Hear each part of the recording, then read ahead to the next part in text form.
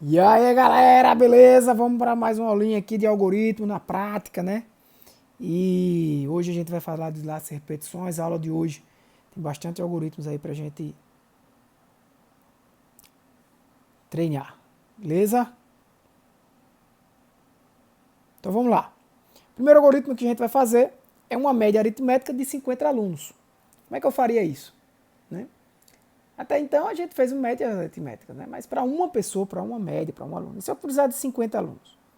Como é que a gente faria? Bem, eu vou ter lá minhas médias, mas eu vou ter uma variável nova aí, que é contador, a qual eu vou inicializar com zero, né? E aí eu vou para o código ao lado, e eu vou utilizar ela para controlar, para saber é, até, até quantos alunos eu vou, eu vou precisar calcular a média aritmética. Então, essa variável contador inicializa com zero e vai até 50 alunos, porque isso já foi definido anteriormente. Como é que eu faria isso? Eu vou fazer um enquanto esse valor de contador for menor do que 50, eu executo. E observe que ele vai ser menor do que 50 50 vezes, já que ele começa com zero. Se eu inicializasse ele com 1, contador fosse inicialmente 1, eu obrigatoriamente teria que colocar ali contador menor ou igual a 50. Por quê? Porque se eu coloco só menor do que 50, ele vai executar 49 vezes, né? Na última que ele deveria executar, ele não executaria, porque 50 não é menor do que 50. Todo mundo já entendeu isso, né? Então eu vou fazer o quê? Eu vou ler as 4 notas, vou calcular a média aritmética do primeiro aluno, vou escrever na tela a média anual daquele aluno, né? E vou verificar se aquela média anual é maior ou igual a 7. Se for, eu coloco aprovado. Se não for, coloco reprovado para aquele aluno. Fim do se. Contador, ele necessariamente precisa ser incrementado, muito cuidado aqui, porque se eu não incremento a variável contador, o que é que vai acontecer? Vai acontecer um loop infinito. O contador sempre vai ser menor do que 50 e eu vou ficar aí a vida inteira, né, enquanto existir memória no computador. Então, beleza. Simbora. Agora, a média aritmética de 50 alunos. Tá? Não seria a mesma coisa do anterior. Eu vou ter aqui minhas variáveis, mas eu quero aqui calcular, para ficar mais claro para vocês, a média da turma. Né? E aí vocês já estão vendo ali que existe uma variável mat, né? Mas como eu disse sempre a vocês, eu gosto de criar as variáveis de acordo com a necessidade. Geralmente a gente faz aquele projeto do algoritmo, como eu expliquei a vocês, né? A gente faz claro que aqui eu já estou dando a solução, mas eu faço o projeto do algoritmo. Depois de fazer o projeto do algoritmo, eu começo a desenvolver e implementar aquele projeto, que pode inicialmente ser até num papel, numa folha de papel em branco. Porém, eu tenho que lembrar que quando eu começo a implementar, eu começo a criar variáveis para dar minha solução. E toda vez que eu vou criando aquelas variáveis, aí eu vou lá na seção de variáveis e declaro aquela variável. Isso porque essa é uma forma padrão, uma forma de se aprender programação inicialmente. Mas muitas linguagens de programação você não precisa definir e declarar essas variáveis. Tá? Eu já falei disso. Como eu quero a média da turma, eu vou precisar de uma variável. Eu vou entrar logo aqui na parte do código, no laço, que vai somar essa média de turma, que vai somar a média de cada aluno. Né? Porque a ideia desse programa aqui é a média aritmética de 50 alunos. Não é a média aritmética para os 50 alunos, para cada aluno, não. É a média aritmética de todos eles. A turma tem 50 alunos e eu quero a média da turma. Então, semelhante ao anterior, eu vou precisar da variável contador, que vai ficar nessa iteração, lembrando sempre, né? Iteração, não interação, porque aqui é um laço de repetição, 50 vezes. E assim vai, leia. Vou ler as 4 notas do primeiro aluno, vou ter a média aritmética do primeiro aluno, e aí eu vou começar a armazenar essas médias desses alunos em uma outra variável.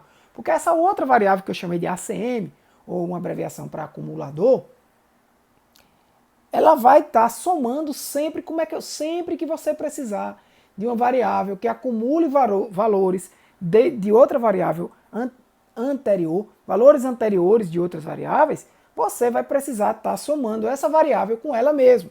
Aprenda essa prática. É o caso, por exemplo, de contador. Contador é uma variável que precisa estar sempre incrementando, então eu vou estar precisando sempre somar ela com ela mesma. Acumulador é uma variável que vai guardando valores de outra variável, né? Que vai ter eu vou precisar do valor de uma variável, que no caso é a média anual, e vou precisar dessa mesma variável média anual em um momento anterior. Como eu vou precisar dessas duas variáveis, eu vou precisar de uma outra, desculpa, como eu vou precisar desses dois valores, que é o valor da média anual no momento e o valor que a média anual tinha na última iteração, eu vou precisar de uma outra variável para ir guardando aquele valor anterior, se for o caso, ou somando esses valores. Nesse caso eu vou somar, porque o que eu disse é que eu quero a média da turma. Sempre que eu quero média, eu preciso de uma soma antes, né? Eu preciso somar todo mundo e dividir pela quantidade desse todos mundo, né? De todos, né? Se eu tenho 50 alunos, então esse total é 50, esse todo mundo aí é 50. Né? Então vamos lá. Então eu vou somando, né? Em acumulador, vou lá contabilizando também minha variável contador, e aí eu vou fazer isso 50 vezes. Observe que o contador começa novamente com zero. Quando eu concluo, eu saio do fim do enquanto e vou lá para o código onde a matrícula, né? O MAT, de média anual da turma, vai ser calculado, né? Mas eu só saio desse enquanto quando o contador, no caso, aí for 50, né? Porque essa condição vai ser falsa, ele vai sair e a média da turma anual, né? A média anual da turma vai ser o acumulador dividido por 50. Escreva a média da turma, MAT, né? Somente isso, calculei a média aritmética da turma para 50 alunos. Beleza? Vamos para o próximo. Agora a média anual com finalizador, usando a estrutura enquanto. O que é esse finalizador? Observe, gente, que até o momento, nesse último exemplo, por exemplo, né, a gente fez um algoritmo que ele é executado ali para 50 alunos, definido anteriormente. Mas, se eu quiser que o usuário defina quando esse algoritmo é finalizado, então eu tenho que criar uma estrutura que permita que o usuário faça isso. Então eu vou lá, inicialmente, as variáveis, né, que eu já declarei, semelhante ao outro, mas antes de mostrar a solução para vocês precisam entender que, antes de resolver um problema desse, a gente tem que entender o que é que o programador, você no caso, vai ter que oferecer ao usuário para que isso aconteça. A primeira coisa, eu vou ter que perguntar ao usuário alguma coisa para que eu saiba que ele quer sair do programa, para que eu saiba que a quantidade de alunos já foi atingida. Sei lá quantos alunos tem na turma, se tem 20, se tem 5, se tem 10, 50. Não tem. Ali a quantidade de alunos, se é 30 alunos, eu não sei. Eu tenho que perguntar ao usuário. Essa é a questão. Então, se eu tenho que perguntar ao usuário, eu tenho que ler dele algum valor. E aí tem várias formas. Você pode fazer o quê?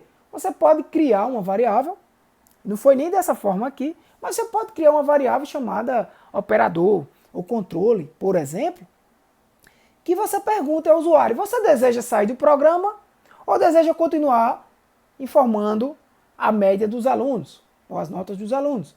Aí você pode colocar, digite C para continuar, ou digite X para sair, ou S para sair. E aí você lê o valor dessa variável, que no caso é o operador, e aí lá em cima, né, no laço de repetição, você vai perguntar, enquanto o operador for igual a C, no caso continuar, eu continuo aqui lendo a variável, né, as médias dos alunos que o usuário tem a me dar.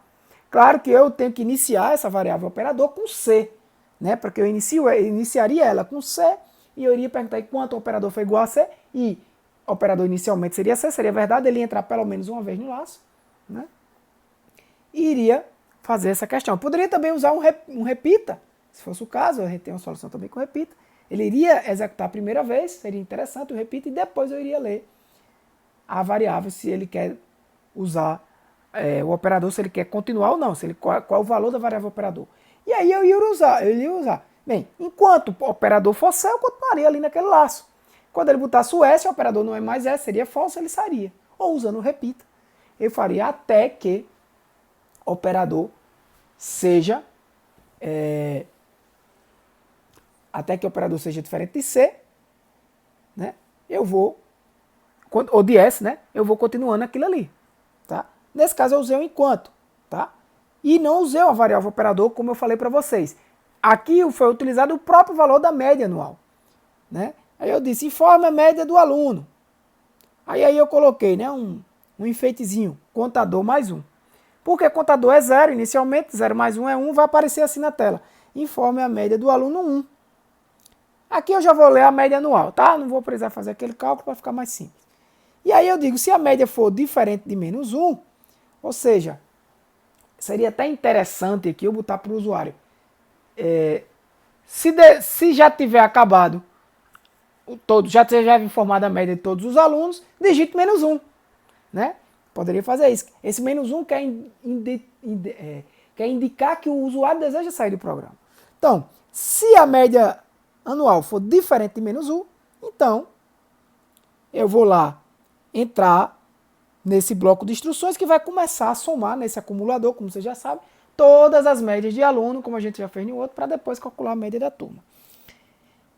Vou também incrementar o contador. Bem, veja só, ele só entra nesse bloco se for diferente de menos 1, ou seja, se eu botar uma média. Aí, claro que tem problemas aí a resolver. Tiago, se eu botar menos 10, não existe uma média menos 10. Eu poderia verificar aí, de uma forma melhor, seria se a média anual for menor do que 0, né?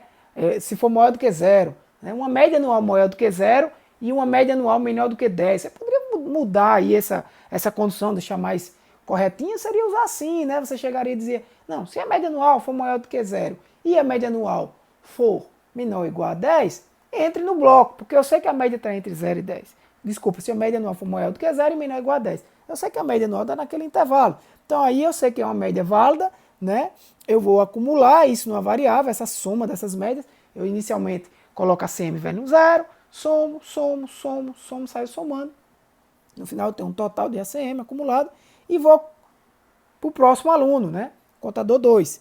Observe que nesse caso, o contador não era nem preciso, né? Aí, porque ele está no enquanto usando a variável média do aluno para saber se eu fico ou não no enquanto. Né? Uma outra forma também era verificar se a média do aluno for menor do que 0. Não, enquanto a média do aluno for maior do que 0, maior ou igual a 0, né? Desculpa, eu continuo aqui. Quando a média do aluno for menor do que 0, eu saio. E aí, se o usuário botasse menos 10, menos 1, menos 3, menos 5, ele ia ler média do aluno, ele ia verificar que o se também seria a mesma forma, a mesma condição, né? Não seria maior nem igual a 0, e aí seria um valor negativo. Ele iria continuar, iria para o fim do enquanto, iria subir, iria ver que o valor era menor do que 0 e iria sair do enquanto. Várias formas de você resolver esse problema.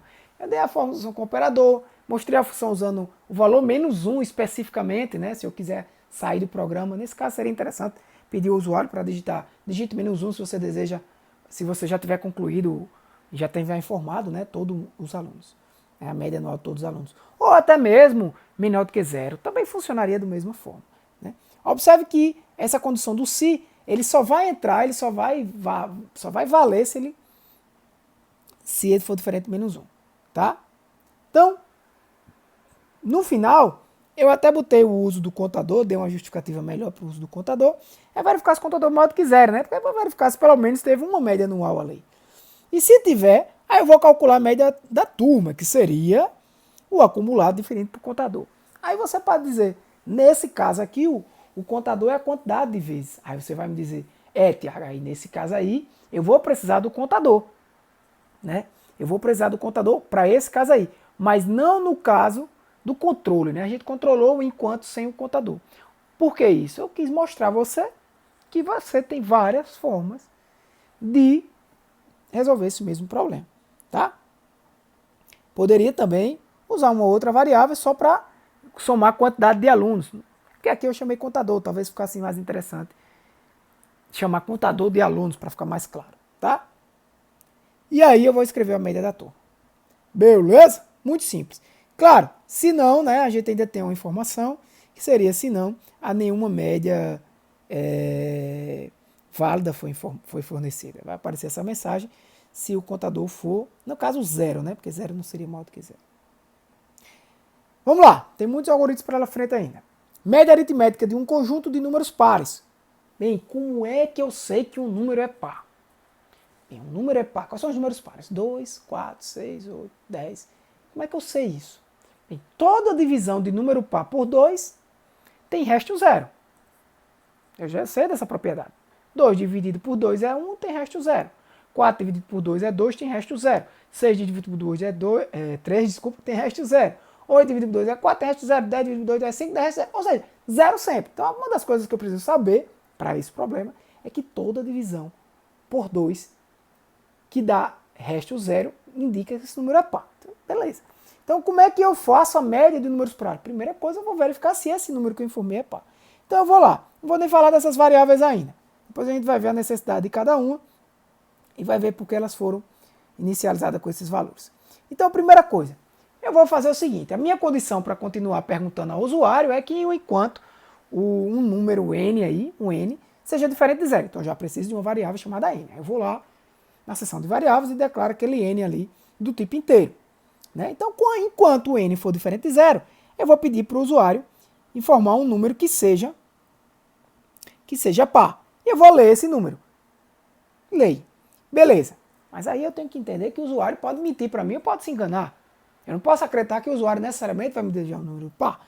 Então eu tenho que verificar esse valor. Então vou verificar lá. Se n for maior do que zero, né? Claro, aqui eu estou querendo tratar apenas números pares e positivos, né? Escrever esse valor, mas vamos considerar assim. Se n maior do que zero, e n mod 2, ou seja, esse mod que não lembra, vai calcular o resto de uma divisão, ou seja, esse n dividido pelo 2, o resto da divisão for também zero, então eu já sei que esse número é par. Sabendo disso, aí sim eu vou começar a acumular o valor desses números. Então a CM recebe a CM mais N. O contador vai ser incrementado também, claro, para no final a gente poder dividir como a gente viu da outra vez. Também poderia chamar aqui para ficar mais claro, contador de números pares, ou contador pares, né? Ficar mais interessante. Fim do enquanto. E aí eu vou para lá. Eu não vou ainda não, mas vamos lá. Enquanto eu botei um 2, número 2, beleza. 2 entrou, ele é par, acumulei. Vou lá que eu botei depois o número 5. 5 não vai entrar no si, porque 5 mod 2 não é igual a zero, apesar dele ser maior do que zero. Né? Apesar de 5 ser maior do que zero ser verdadeiro, mas ele pergunta i, ou seja, tem que ser verdadeiro e verdadeiro para a sentença completa aí desse si ser verdadeiro. Então, 5 mod 2 dá 1, né? O resto da divisão dá 1. Não vai entrar nesse si, então ele não vai acumular. Fazendo todo esse processo, vamos dizer que depois eu digito o número, sei lá, número 16. 16 é maior que zero, o resto da divisão é zero. Vai lá, vai entrar. Antes a CM era 2, né? A 2 mais 16 agora vai dar 18. E aí eu vou fazer isso enquanto for zero. E vamos lá que eu digito agora um valor zero. Aí ele vai perguntar que zero não é, ele vai sair, em algum momento ele vai sair. Ele só vai sair quando eu digitar nesse valor n, zero. Claro que isso aqui é um exemplo, pessoal, isso é só uma explicação para você se acostumando com o laço de iteração. Mas você pode entender, você deve entender que você deve escrever aí, digite zero se você deseja sair, tá? Porque você codificou desse jeito. Ou usando como uma variável operador, como eu falei da outra vez.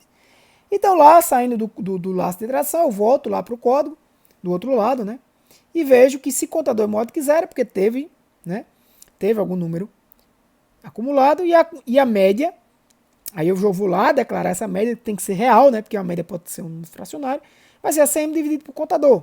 Lembrando que a CM e contador também vão precisar serem declarados. Aí, se o contador não for maior do que zero, é porque ele é zero. Se ele é zero, é porque nenhum número foi informado corretamente. Então, nenhum número par foi fornecido. Beleza? Simbora.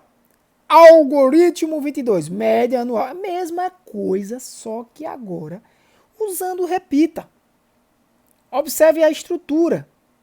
Eu vou descrever, leia a média anual, acumule, conte e repita. Essa média anual aqui considerando os 50 alunos, né? Aquele mesmo problema que eu falei. Enquanto o contador for maior ou igual a 50, desculpa, enquanto não, né? Até o contador C maior ou igual a 50, você vai fazer isso aqui, ou seja, você vai escrever na tela. Escreva na tela o quê? Informe a média do aluno contador mais um, que no caso vai ser 1. Vou ler, escreva, né? Informe a média do aluno 1, vai aparecer. Aí o cara vai lá, o cursorzinho fica piscando. Nesse leia MA é o cursorzinho piscando, o cara digita a média, ele lê, acumula lá em ACM, contador vai contando, né? Vai ser o próximo. Aí contador é maior do que 50? Não é. Então, como isso aí não é, isso aí é falso, né? 1 não é maior ou igual a 50, ele vai subir, vai continuar lá. Quando o contador for 50, aí vai ser verdadeiro, né? Porque vai perguntar 1 é maior ou igual a 50, 50 é maior ou igual a 50, né? Valor, teste de condição, vai ser verdadeiro. Aí ele vai sair do repita. E a mesma coisa, depois eu vou dividir o valor acumulado por 50. No caso, quando eu uso a variável contador, não preciso dividir por 50, eu divido por contador, né?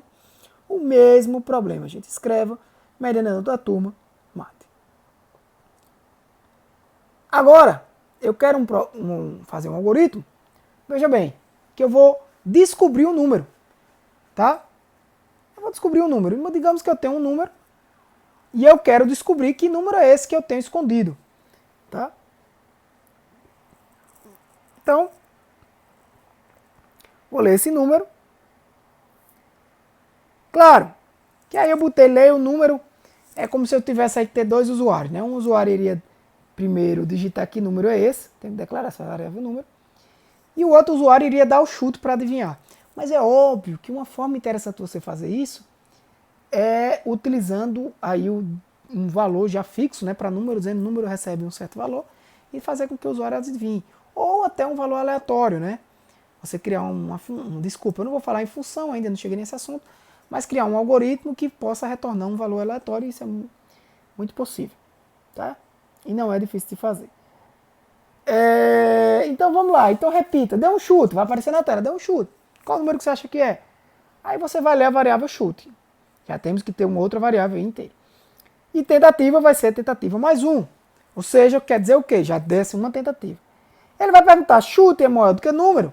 Se chute for maior do que número, vou dar uma dica a você. Então, escreva na tela, chute alto. Se não, aí eu pergunto, se chute for menor do que número, ele não é maior, mas se ele for menor, chute, então se, chute baixo. Presta atenção, que aí não é um se não, se chute for maior, chute alto. Se não, ou seja, se ele for menor ou igual, não. Chute baixo, não. Se ele for igual, não vai aparecer nenhum dos dois. Se for maior, aparece chute alto. Se for igual, ele iria para o sinão de baixo. Só que ele teria um segundo si lá, dentro desse sinão. Ele iria perguntar aí nesse sinão. Se for menor do que número, mas aí a gente está considerando que ele tenha acertado, né, que seja igual, ou seja, tem uma condição. Então, escreva, chute baixo. Mas aí eu estou considerando que se for igual, não vai aparecer esse então escreva, né? Porque foi igual. Ou seja, se for igual, não vai acontecer nada disso. Por isso que esse sinão aí tem que ter um si. Se eu tirasse esse si aí do sinão, o que é que iria acontecer? Chute maior do que número, chute alto. Beleza. Mas se não for maior do que número? Se não for maior do que número, quer dizer que é igual ou menor do que número. Então, se eu considerar o sinão, colocar lá chute baixo, eu estou mentindo se por acaso for igual. Né? Por isso que eu tenho que ter uma segunda comparação. Se não é alto, ou seja, não é maior, chute não é maior. Aí eu pergunto, sim, não é maior. Mas ele é, no caso, então, menor? Sim, se for, beleza. Se. Então, considerando que ele tem sido menor, beleza, vai aparecer chute baixo. E aí o cara vai tentando, ele vai voltar lá, deu outro chute. Então o cara vai sabendo, é menor do que aquele, então é maior do que esse. E aí ele vai até chegar no número que foi colocado inicialmente. Tá?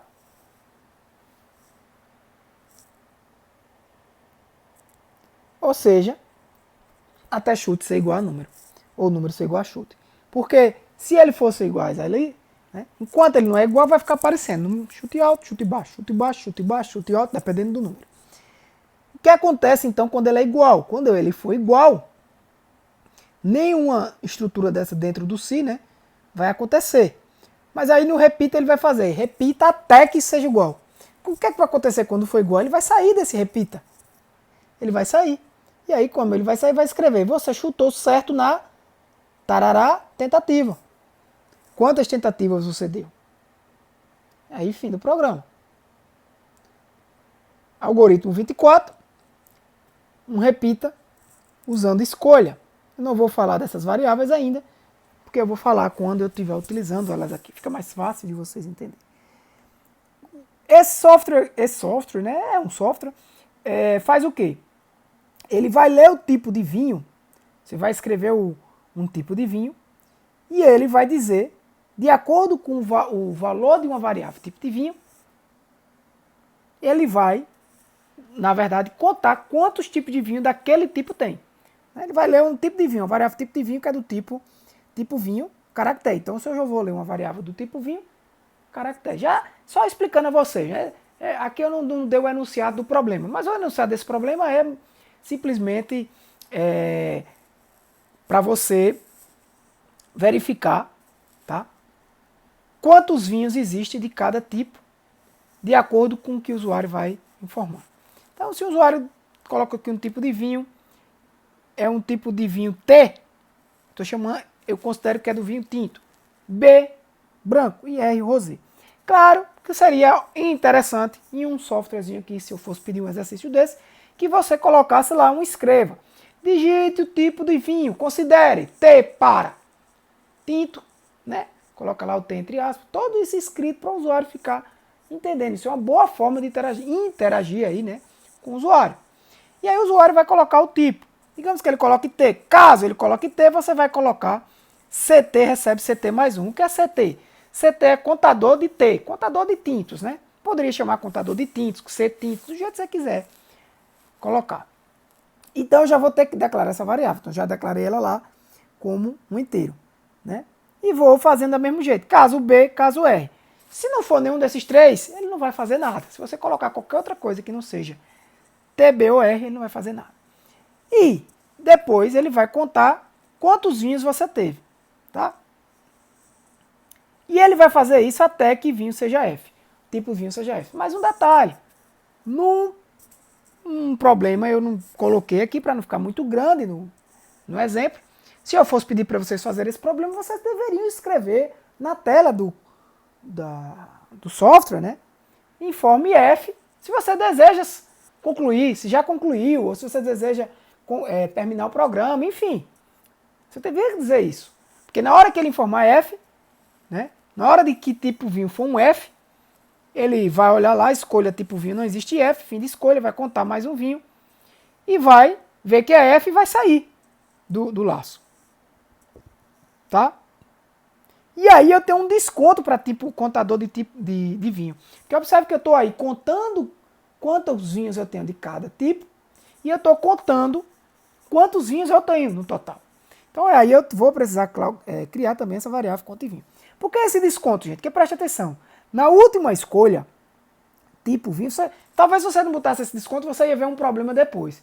Você ia ver, por exemplo, digamos que você teve 30 vinhos do tipo tinto, 20 vinhos do tipo branco e 30 vinhos do tipo rosé. Você deveria ter 80 vinhos, 30 com 20 com 30, 80. Né? Só que você, o contador de vinhos, ia dar 81. Você ia ver que tinha um bug. Por que isso ia acontecer? Porque no último tipo vinho, que ele botasse o F, ele não ia contar nenhum daqueles três, mas ia contar o contador de vinho geral. Tá entendendo? Ele não ia entrar na escolha, mas ele ia contar o contador de vinho geral. E aí, iria ficar um vinho a mais no total, né, na contagem geral. Por isso que no final, quando ele sai do repita, eu desconto aí esse finalizador F. Né? Para finalizador, o F é para finalizar o algoritmo, né? Finalizar o software. Agora eu pergunto a você, qual é o problema que tem nesse software aí, nessa contagem? Dá um pause e pensa. Vou te dar a resposta agora. Veja só. Se você pensou que o problema seria, professor, e se eu começasse a digitar letras aqui, A, B, C, não, B não, B tem, né? A, E, letras que não estão aí nesse caso, o que queria acontecer? O que queria acontecer era que se eu digito, por exemplo, um E, ele não escolhe nenhum desses casos, mas ele conta o vinho total. Ou seja, o contador de vinho total iria ficar muito alto, mesmo com desconto no final, não iria bater.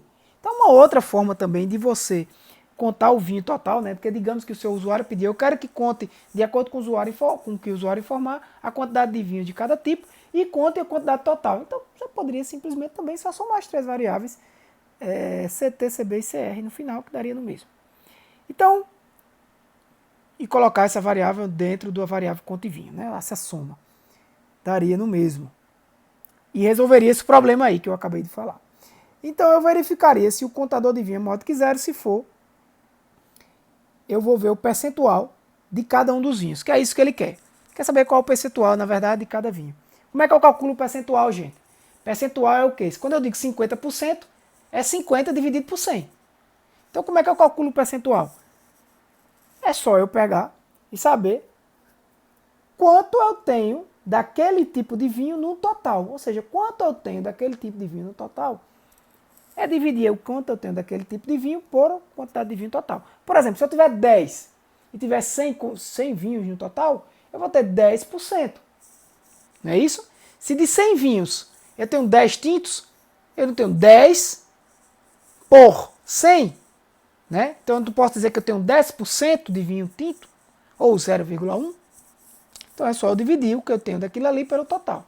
Então se eu dividir o que eu tenho daquilo ali pelo total, eu vou ter o valor de cada um daquele tipo de vinho no total. Por exemplo, como eu disse a vocês, se eu dividisse 10 por 100, vai dar 0,1.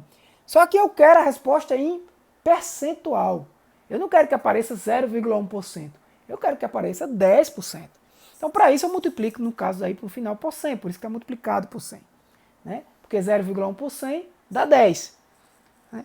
Aí eu, na hora de imprimir, eu coloco, né, percentagem de tintos, vai aparecer 10 e não 0,1. Porque para o usuário é muito mais interessante que apareça um 10, né, que é o percentual de vinhos, ele já está dizendo que é 10, e do que aparecer 0,1. Ele vai ficar sem entender direito aquilo ali. Né? Então é 10. Aí se eu quiser ser mais cuidadoso com o algoritmo, eu ainda colocaria aí, né, uma vírgulazinha e uma string, um caractere, né, melhor dizendo, que seria o sinal, né, de porcentagem, porque iria na tela do usuário aparecer 10 e o sinalzinho de porcentagem. Ficaria ainda melhor. E se caso o contador de vinho for igual a zero, né, não for maior do que zero, é porque nenhum tipo de vinho válido foi nenhum tipo de vinho válido apareceu. Beleza? Então, gente, média anual para 50 alunos. Mais uma vez, aquele mesmo programa de média anual para 50 alunos, só que agora usando o para. Observe que a gente usou o enquanto, a estrutura de condição condicional que a gente, a estrutura de repetição condicional, né, que a gente já estudou no passado, nas aulas passadas, e agora fizemos algumas práticas, depois o repita, a estrutura de repetição, né, de iteração, incondicional uma vez e condicional depois, e agora a estrutura de repetição incondicional, que é o para. Né? Eu estou resolvendo o mesmo problema. Para contador variando de 1 até 50, eu vou fazer isso aqui. A diferença é que aqui eu já tenho determinado que são 50. A diferença é que aqui eu não preciso incrementar o contador. Aqui o próprio compilador já faz isso. Né? Então, eu vou ler, né? Informe a média do aluno, contador, ou seja, do aluno 1. Observe que aqui eu não boto contador mais 1, porque contador já inicia com 1. Lê essa média anual, acumulo essa média lá em acumulador e dou o fim do para. No final, a matrícula recebe a soma de tudo dividido por 50. Poderia também dividir por contador. Né? Beleza? Muito simples. Média anual da turma seria mate. Soma dos números ímpares múltiplos de 3. Eu quero somar todos os números ímpares e que sejam múltiplos de 3. Então, observe que eu tenho duas condições aí. E agora a gente fez com números pares. Como é que eu sei que o número é par? Como é que eu sei que o número é ímpar? Como eu sei que o número é par? Já falei para vocês. O resto de divisão é 0. Mas como é que eu sei que o número é ímpar? Bem, 3 é ímpar. Se eu dividir 3 pelo 2, o resto é 1. Se eu dividir 5 por 2, o resto é 1. Se eu dividir 7 por 2, o resto é 1. Se eu dividir 9 por 2, o resto é 1. E se eu dividir 11 por 2, o resto é 1. O resto sempre vai ser 1. Se eu dividir por 2. Então é fácil saber se o número é ímpar. Então eu vou logo passar para esse lado e vou dizer, faça um número variado de 1 a 50, que eu vou considerar a soma dos números ímpares de 1 até 50, tá? E eu vou verificar se número mod 2 for igual a 1, ou seja, ele é ímpar. Então eu já sei que ele é ímpar.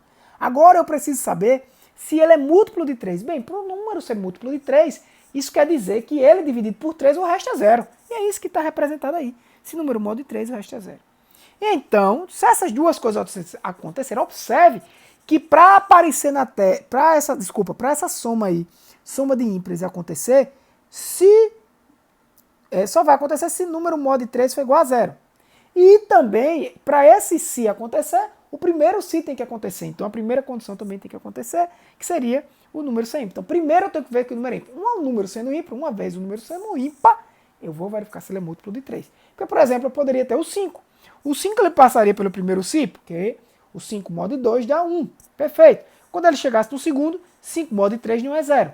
5 mod 3 é 2, que o resto é divisão. Então ele não iria somar um número ímpar múltiplo de 3, porque 5 não é número ímpar múltiplo de 3. Né? E aí, esse fim de si do primeiro si, fim de si do segundo si, fim do para. E eu vou fazer esse laço aí 50 vezes. Vai ficar rodando aí 50 vezes. Então observe que o número 3 ele vai entrar no primeiro si, no segundo si, porque o 3 é ímpar e é múltiplo de 3. Tá? Observe que no número 9 ele vai entrar. É ímpar e é número de 3. O número 15, ímpar e múltiplo de 3. Número 21, ímpar e múltiplo de 3. Tranquilo, gente? Contagem regressiva. Esse aqui é um algoritmo muito simples. Eu quero que apareça na tela os minutos e os segundos regressivamente.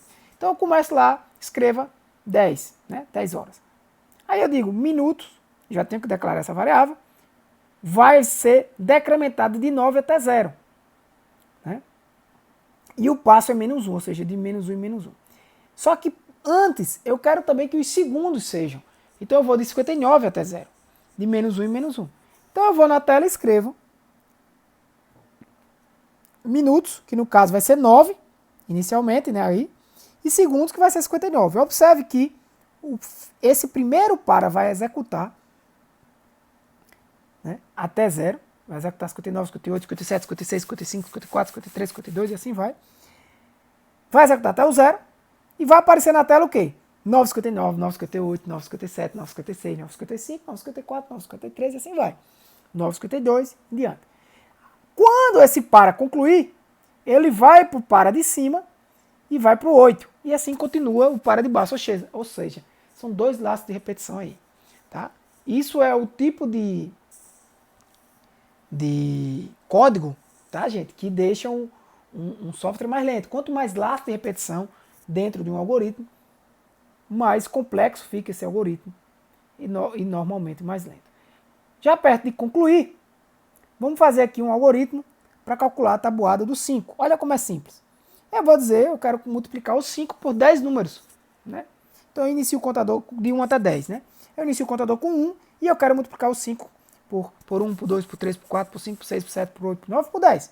Então eu digo, contador, tu é 1. Enquanto tu, contador, for menor ou igual a 10, tu vai fazer isso aqui.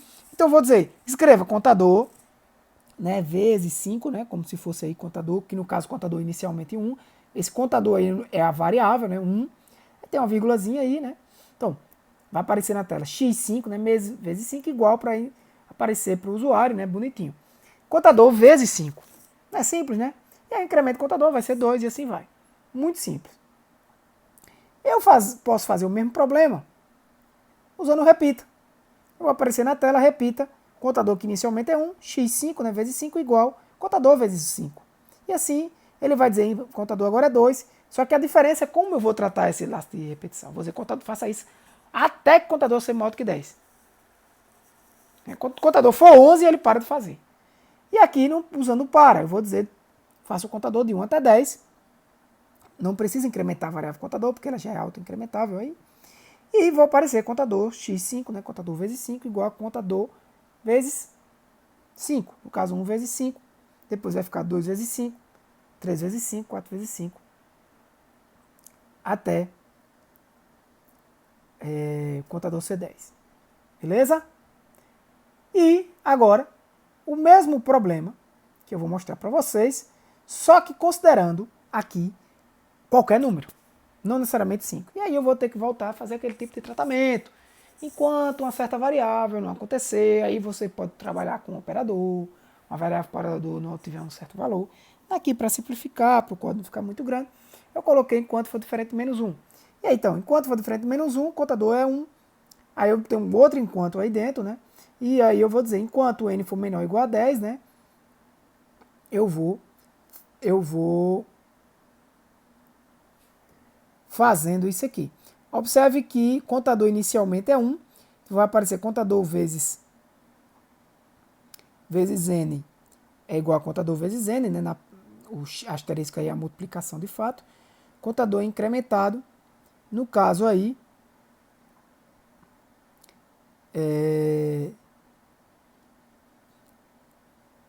contador, na verdade, seria no lugar do enquanto, igual está aqui, ó, tá? Foi um erro de digitação, onde você está vendo aí, enquanto n menor ou igual a 10, leia enquanto contador menor ou igual a 10, tá? Porque aí o contador vai ser 2, vai ser 3, vai ser 4, enquanto for menor ou igual a 10. Quando ele for 11, ele já não é mais menor do que 10, é igual, e ele vai sair. E aí vai aparecer a multiplicação de contador vezes o valor de n, né? Porque no caso aí, n é o número ao qual eu quero fazer a tabuada. Se eu quisesse igual ao anterior, era só botar n igual a 5. Mas se eu quiser a tabuada do 2, por exemplo, n é igual a 2. Né? Então não é enquanto n for menor ou igual a 10, quanto o contador for menor ou igual a 10. Tá? Desculpa aí a falha. Mas então, usando a mesma estrutura com repita. É muito semelhante. A diferença é que o contador eu vou fazer no final, né? Até contador ser maior do que 10. Se eu vou repetir isso aí até contador ser maior do que 10. Quando o contador for 11, eu não repito mais. E aí o n vai ser o valor que eu desejo fazer a tabuada. Uma outra forma poderia ser feita usando o para. Só que aqui a gente, aqui a gente tem um problema. Tá? Aqui a gente tem um problema que seria essa repetição aí. Então eu deixo como um exercício você pensar numa solução para o como para. Porque para x, que no caso aí é uma variável qualquer, variar de 1 até n, no caso, se eu botasse o n como a minha tabuada, não iria funcionar, né? Iria dizer 1 até n, não funcionaria, não daria certo. Talvez eu pudesse pensar dizendo, para x de 1 até 10, por exemplo, né?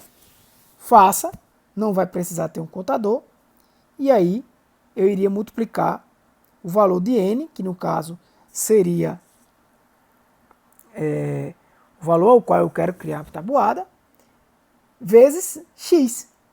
Tá? Usando a estrutura de contador, como vocês estão vendo aí, eu botei de propósito, não fica interessante. Tá?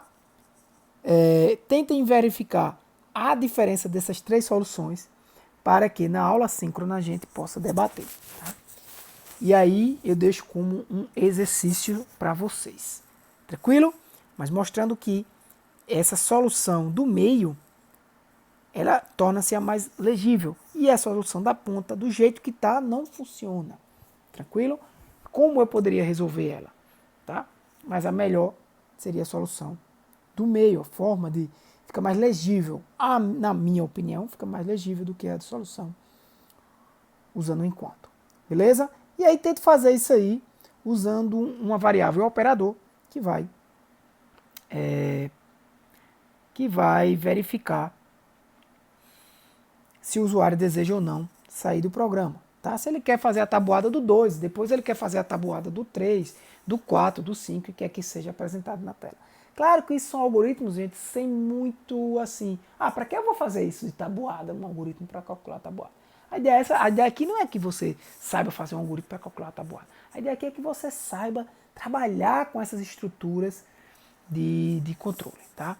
e que você pratique isso, porque programação só aprende programando, praticando, beleza? Então vão lá, resolva os exercícios que a gente tem que resolver. Na próxima aula eu vou trazer alguns exercícios resolvidos e depois, em seguida, a gente já vai entrar no novo assunto, que seria o assunto de arrays. Tranquilo? Vetores e matrizes, na verdade. Mais fácil. E falando assim. Tranquilo? Então, galera, por hoje é só. É isso aí. Valeu. Forte abraço. Fique com Deus. Fui!